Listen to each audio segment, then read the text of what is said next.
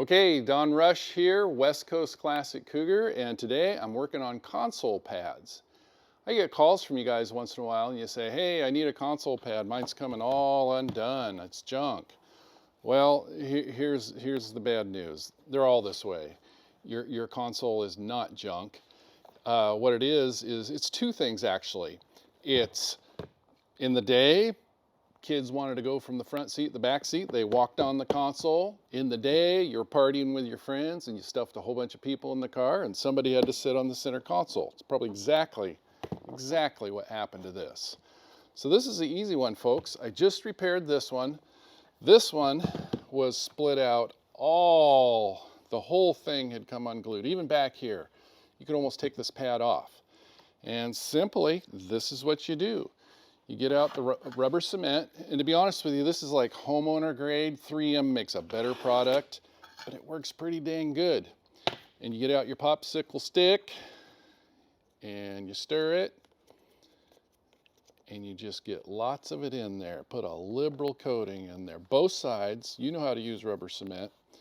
Smear it in there, smear it in there. And you're supposed to let it set for like 20 minutes until it's like tacky. And this works good because see this foam rubber, it's porous. So if you can work that rubber cement into that porous foam liberally, then you got better adhesion.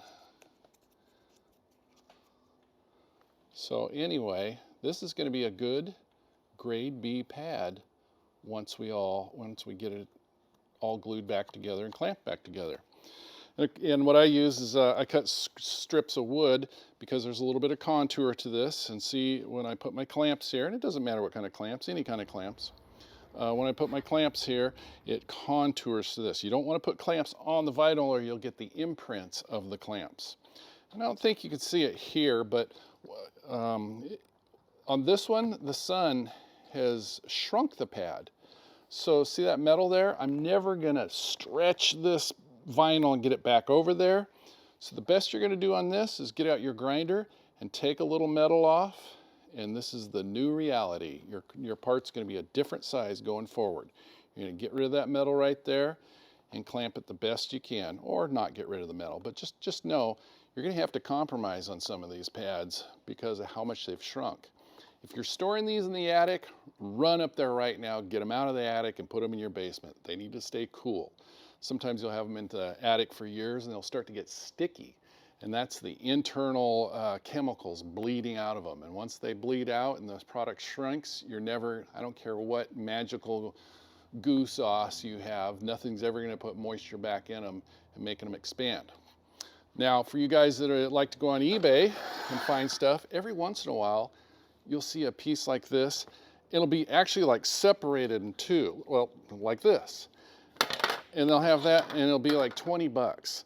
This is a better deal than the one that's all shrunk up. See how soft this is? This is gonna, after I clamp this together, it's gonna be perfect.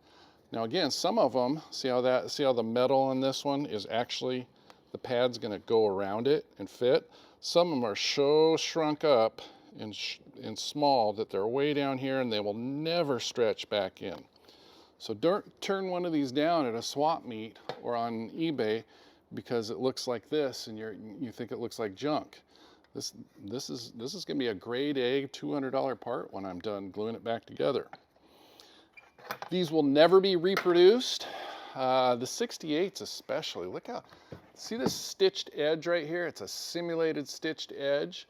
Well, that's heat molded into the product and it gets super thin right in there when they do that, and these split out. And once they split out, there's no putting them back together.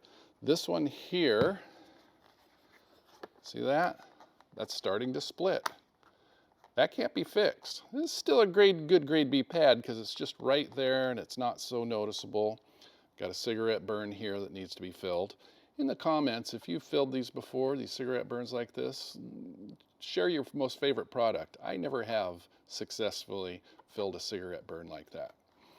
But hopefully this gets you motivated to go out there and try something on your car. And again, You leave your car out in the heat, you're losing hundreds of dollars of equity in that car every year, and there'll be a point of no return. Get it in a carport, get it in a garage, get those parts out of your hot garage or your attic or your metal pole barn. Get them in a cool, dry place. These are worth hundreds of dollars. So let's treat them right.